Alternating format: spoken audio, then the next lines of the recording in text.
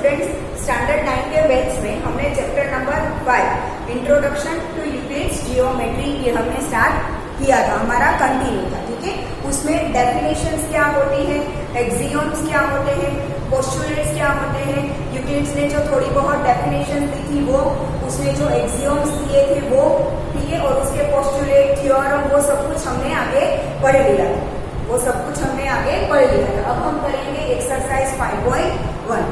क्या करेंगे हम? एक्सरसाइज 5.1। ठीक है, तो एक्सरसाइज 5.1 का क्वेश्चन नंबर 1 है, which of the following statements are true and which are false. आपको स्टेटमेंट्स दिए हैं, कौन से राइट है और कौन से रॉन्ग है वो आपको बताना है, कौन से ट्रू और false. Give reason for your answer. True और फॉल्स बताना तो है, पर हमें आंसर जो दिया है, हमें अगर ट्रू है तो क्यों है उसका रीजन, और फॉल्स है तो क्यों है वो रीजन भी हमें देना। ठीक है, तो क्वेश्चन नंबर 1, इसका फर्स्ट स्टेटमेंट देखो। स्टेटमेंट 1 क्या है? Only one line can pass through a single point. कोई एक सिंगल पॉइंट है, उसमें से एक ही लाइन पास हो सकती है। देखो यहाँ पे देखो, ये एक सिंगल पॉइंट है, ठीक है, इसमें से एक लाइन पास हुई, यहाँ से दूसरी भी हो सकती है, ये तीसरी हो सकती है, चौथी हो सकती है ना। Infinite number of lines can pass through a point. ठीक है, मतलब ओनली वन लाइन, हमें क्या बोला है? Only one line can pass through a single point. तो स्टेटमेंट क्या है? फॉल्स। तो उसका हमें रीजन देना पड़ेगा। क्या देना पड़ेगा? रीजन देना पड़ेगा। तो लिखो given statement is false. Given statement is false. फिर मैं डिक्टेट कर रही हूँ, लिखो आप सब। Given statement is false. ठीक है, आपको लिखना है answer. There can be infinite number of lines. There can be infinite number of lines that can be drawn through a single point. There can be infinite number of lines that can be drawn through a single point. ठीक है, ये हमारा reason है। हमने क्या लिख दिया? Given statement is false और उसका रीजन। ठीक है, infinite number of lines pass हो सकती है। अब हमारा सेकेंड स्टेटमेंट क्या है? Second statement is there are an infinite number of lines which pass through two distinct points. ठीक है, दो हमें डिस्टिंक्ट पॉइंट दिए हैं, तो इन दोनों में से पास होती हो ऐसी इनफाइनाइट नंबर ऑफ लाइन्स होगी। याद करो एक्सियोम 5.1, एक्सियोम 5.1 याद करो। ठीक है, दो पॉइंट में से एक ही लाइन पास हो सकती है। ठीक है, दूसरी लाइन आप बनाओगे तो इस पॉइंट में से हो सकती है अलग अलग, वही लाइन फिर इस पॉइंट में से पास नहीं हो। ठीक है, तो दो डिस्टिंक्ट पॉइंट में से एक ही लाइन पास हो सकती है। और यहाँ पे क्या बोला है? इनफाइनाइट, तो स्टेटमेंट इज फॉल्स। ठीक है, तो क्या लिखोगे? Given statement is false. फिर उसका रीजन लिखना पड़ेगा कि फॉल्स क्यों है। गिवन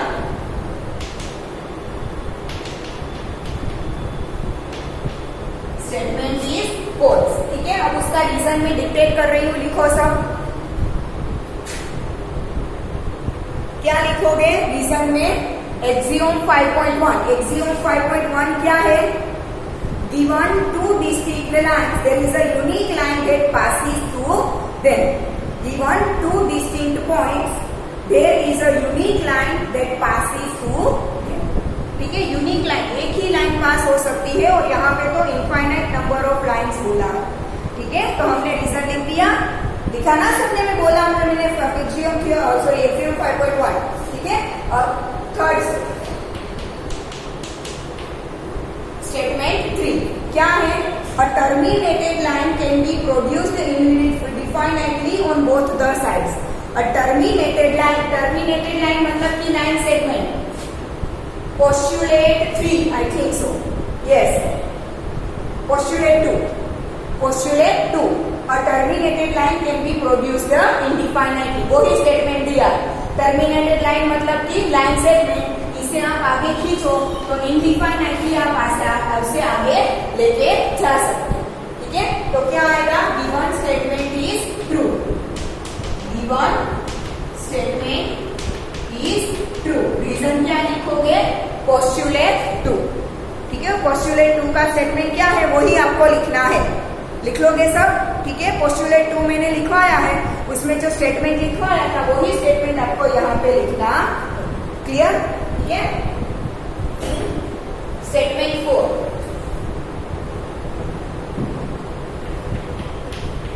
स्टेटमेंट 4 आपको क्या दिया है क्वेश्चन में, if two circles are equal then their radii are equal. Radii क्या है, RADII, रेडियस का प्लूरल है, ठीक है। दो सर्कल है तो दो रेडियस होगी तो उसका प्लूरल लिखा है, ठीक है। क्या है statement, if two circles are equal then their radii are equal. Yes, दो सर्कल अगर इक्वल है तो दोनों की रेडियस और सेंटर भी क्या होंगे, इक्वल होंगे, ठीक है। दो सर्कल अगर इक्वल है तो दोनों की रेडियस क्या होगी, इक्वल। देखो दो इक्वल सर्कल है, ये सर्कल 1 एंड सर्कल 2, दोनों इक्वल है तो दोनों के सेंटर अलग अलग हो सकते हैं अपने हिसाब से, बट दोनों की रेडियस तो क्या होगी, इक्वल ही होगी। तो हम क्या लिखेंगे, given statement is true, given statement is true. अब इसका रीजन लिखना पड़ेगा, ट्रू है तो क्यों है, ठीक है। तो लिखो, मैं डिक्टेट कर रही हूँ, रीजन लिखो सब। If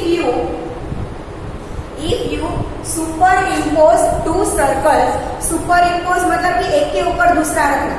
ये 10th की मैथ्स की टेक्स्ट बुक है, इसी के ऊपर मैं दूसरी 10th की मैथ्स की टेक्स्ट बुक रखूं तो दोनों की बाउंड्री सेम आ जाएगी ना, क्योंकि दोनों सेम है। इसे बोलते हैं सुपर इम्पोज करना, ठीक है। एक के ऊपर एक अच्छे से रख देना ताकि कोई भी बड़ा कोई भी छोटा ना हो, दोनों की बाउंड्री सेम आ जाए, ठीक है। क्या लिखा है हमने, if you superimpose the region bounded by, if you superimpose the region bounded by two circles, if you superimpose the region bounded by two circles then they coincide, ठीक है। दोनों हमें क्या बोले हैं, देखो if two circles are equal, दोनों circle equal है मतलब कि उनका रीजन सेम है, तो सेम रीजन वाले दो सर्कल को आप सुपर इम्पोज कर दो तो दे विल बाउंडेड इक्वल, ठीक है। देन दे कोइंसाइड करेंगे, एक दूसरे से इक्वली मैच होंगे, ठीक है। So there centres and boundaries coincide, so there centres and boundaries coincide, उसके सेंटर भी कोइंसाइड हो गए, मतलब कि एक के ऊपर दूसरे का सेंटर आ जाएगा और एक की बाउंड्री के ऊपर दूसरी की बाउंड्री आ जाएगी, उसे क्या बोलते हैं, coincide. Then their centre and boundaries coincide, therefore their radii will same, therefore their ready will coincide and are equal, therefore their ready will coincide and are equal, clear, ठीक है। अब स्टेटमेंट 5 क्या दिया है, in figure 5.9 if AB is equal to PQ and PQ is equal to XY then AB is equal to XY। मैं यहाँ पे लिख ले रही हूँ, आपके पास बुक है उसमें फिगर है, ठीक है। दो लाइन सेगमेंट दिए, AB is equal to PQ and दूसरा है PQ is equal to XY, तो AB is equal to XY भी होगा। यूक्लिड के एक्सियोम याद करो,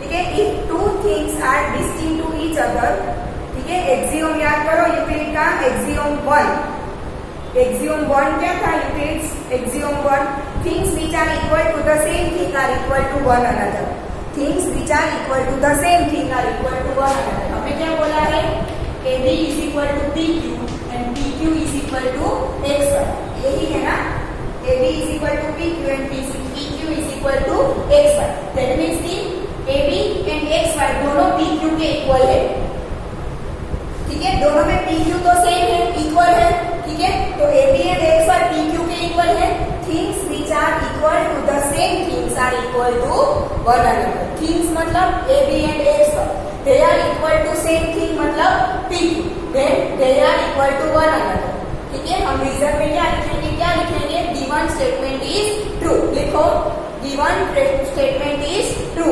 रीजन में लिखो things which are equal to the same thing are equal to one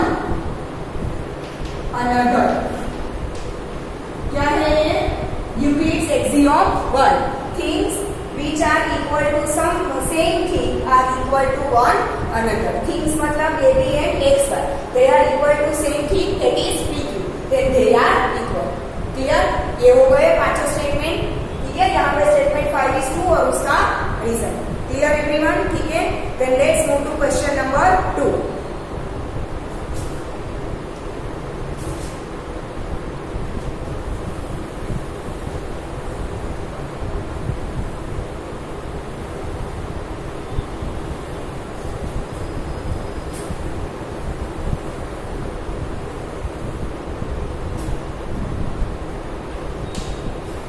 Question number 2 is give a definition for each of the following terms.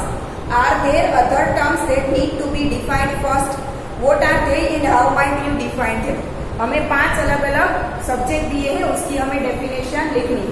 तो ये definition लिखने के पहले आपको कोई और टर्म्स है जो डिफाइन करनी पड़ेगी. यस, ठीक है. पहले तो हमें बुक में कौन कौन सी टर्म्स दी है? Parallel lines, perpendicular lines, line segment, radius of a circle and square. ये 5 हमें डिफाइन करनी है. तो ये डिफाइन करने के लिए पहले कोई और टर्म्स हमें डिफाइन करनी पड़ेगी. ठीक है, तो लिखो, मैं डिक्टेट कर रही हूँ, लिखो. Yes there are other terms. Yes there are other terms which need to be defined first. They are उसमें लिखो फर्स्ट प्लेन. ये 5 हमें जो क्वेश्चन में 5 टर्म्स दी है उसे डिफाइन करने से पहले हमें कोई और टर्म्स डिफाइन करनी पड़ेगी. तो जो पहले डिफाइन करनी पड़ेगी वो लिख लेते, उसके बाद जो क्वेश्चन में दी है वो 5 लिखो. ठीक है, पहले क्या डिफाइन करना पड़ेगा? प्लेन. तो प्लेन की डेफिनेशन लिखो. Flat surfaces in which geometrical figures can be drawn. Flat surfaces in which geometrical figures can be drawn are known as the plane. जैसे कि ये प्लेन है, इसमें आप कोई भी जियोमेट्रिकल फिगर ड्रॉ कर सकते हो ना. ठीक है, flat surface in which geometrical figures can be drawn are called plane. ठीक है, उसमें लिखो आगे. A plane surface is a surface. A plane surface, उसमें कंटिन्यू लिखना है. हाँ, a plane surface is a surface which lies evenly with the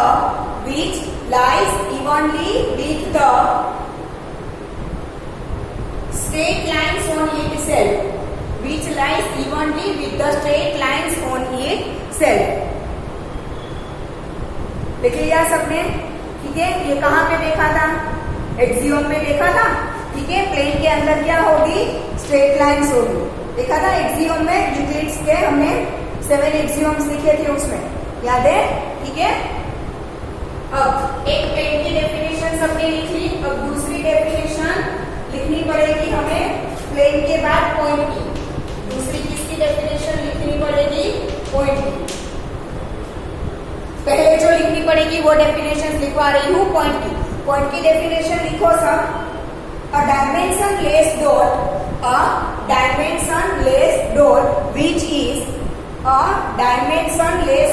which is drawn on a plane surface. ये प्लेन सरफेस के ऊपर मैंने डायमेंशनलेस डॉट ड्रॉ कर दिया. ठीक है, a dimensionless dot which is drawn on a plane surface is known as a point. ठीक है, ये डॉट मैंने बनाया प्लेन सरफेस से, डायमेंशनलेस है, उसे क्या बोलते हैं? पॉइंट बोलते हैं. तो एक्सियम में पॉइंट की डेफिनेशन क्या लिखी? देखो, a point is that which has no part. उसमें कंटिन्यू लिखना है. मैंने लिखवाया. ठीक है, क्या लिखवाया मैंने? कि a dimensionless dot which is drawn on a plane surface is known as point. A point is that which has no part. ये एक्सियम में था. ठीक है, थर्ड डेफिनेशन, पहली थी प्लेन की, दूसरी थी पॉइंट की. अब थर्ड डेफिनेशन आएगी लाइन. लाइन को हमें पहले डिफाइन करना पड़ेगा. लिखो line. A collection of points that is only length. A collection of points that is only length and no breadth. होगी, ब्रेथ नहीं होगी। एक्सियोम में हमने देखा था ना, लाइन की सिर्फ लेंथ होती है, ब्रेथ नहीं होती। डेफिनेशंस में यूक्लिड ने जो डेफिनेशन दी थी उसमें हमने लिखा था, ठीक है। तो लाइन की डेफिनेशन में a line is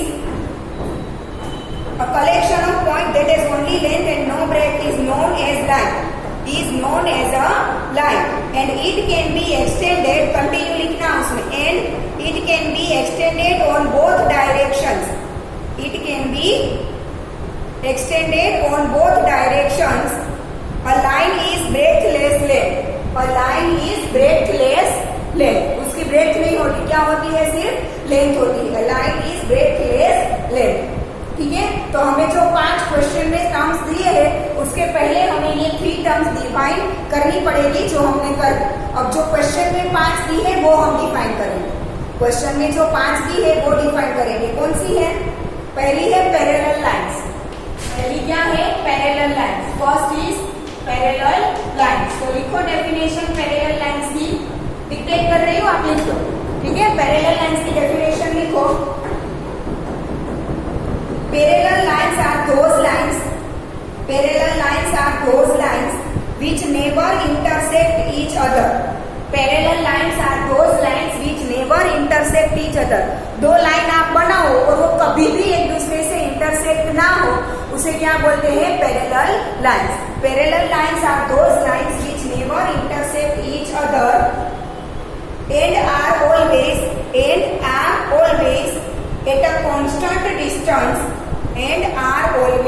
a constant distance perpendicular to each other, perpendicular to each other। ये दोनों पैरेलल लाइंस है, ये कभी भी एक दूसरे को इंटरसेक्ट नहीं करेंगे और दोनों के बीच का जो परपेंडिकुलर डिस्टेंस है वो ऑलवेज सभी जगह पे क्या होगा, इक्वल।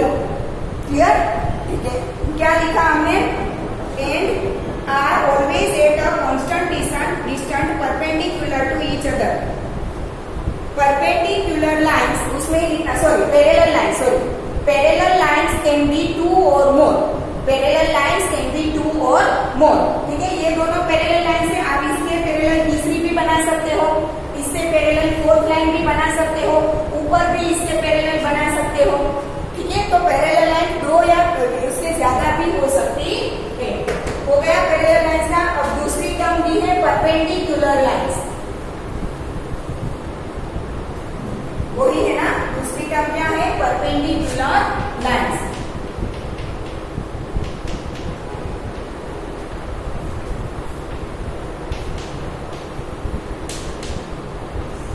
लिखो परपेंडिकुलर लाइंस की definition.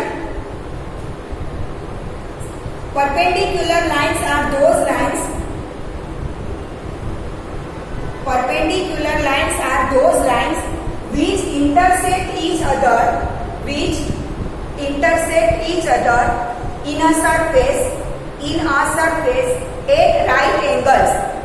Perpendicular lines are those lines which intersect each other in a surface at right angles, ठीक है। दो लाइन एक ही सरफेस में, ये एक सरफेस है, दो लाइन इंटरसेक्ट हुई, पर कहाँ इंटरसेक्ट होती है, राइट एंगल्स में।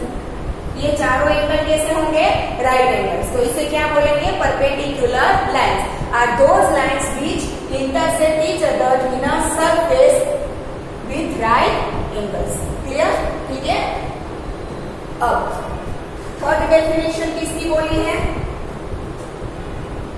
थर्ड डेफिनेशन है रेडियस ऑफ अ सर्कल। नहीं, ये तो फोर्थ है, थर्ड है line segment.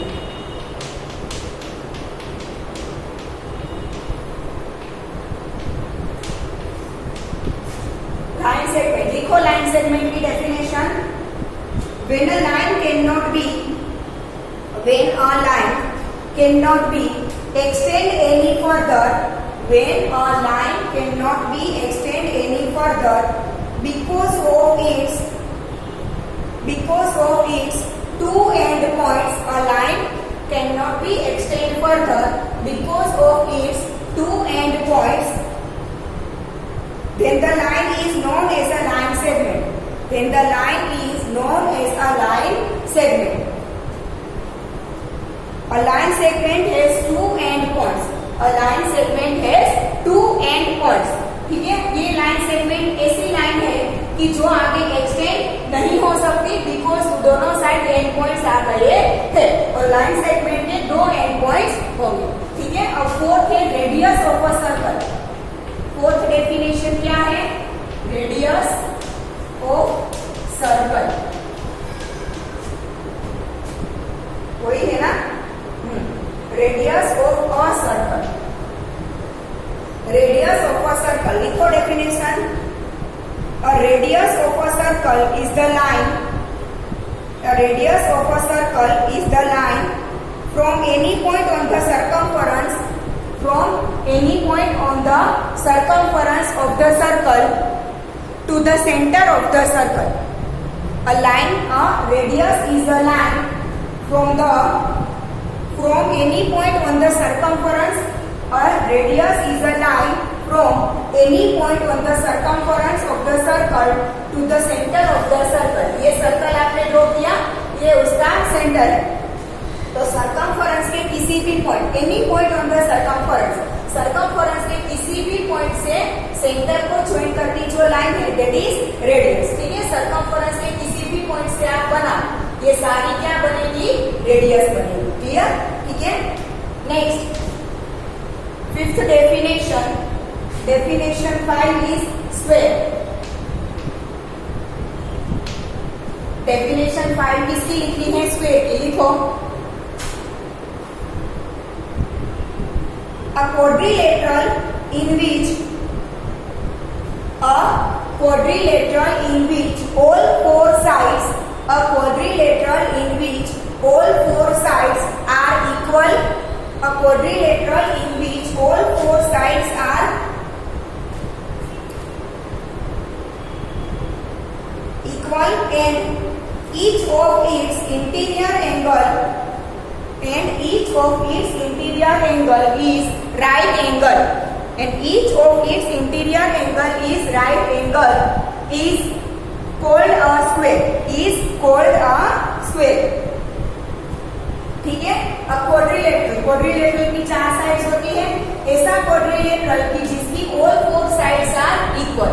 A quadrilateral in which all four sides are equal, चारों साइड्स क्या होगी? Equal, and all its interior angles, इसे इंटीरियर एंगल्स बोलते हैं। ठीक है, ओनली एंगल्स नहीं लिख सकते आप, and all it's angle, all angle में से तो इंटीरियर एक्सटीरियर सब कुछ आ जाए, हमें सिर्फ चारों इंटीरियर लिखने हैं। ठीक है, and all four interior angles are right angle is called a square. ठीक है, तो ऐसा क्वाड्रिलेटरल की जिनकी चारों साइड्स इक्वल होगी और चारों इंटीरियर एंगल राइट एंगल होंगे, उसे हम क्या बोलेंगे? स्क्वायर बोलेंगे। क्लियर? ठीक है, लिख लिया सबने इतना? ठीक है, 4 डेफिनेशन, 5 डेफिनेशन लिखनी थी हमें, parallel line, perpendicular line, line segment, radius and square. तो ये डिफाइन करने के पहले हमें ये 3 टर्म डिफाइन करनी पड़ेगी।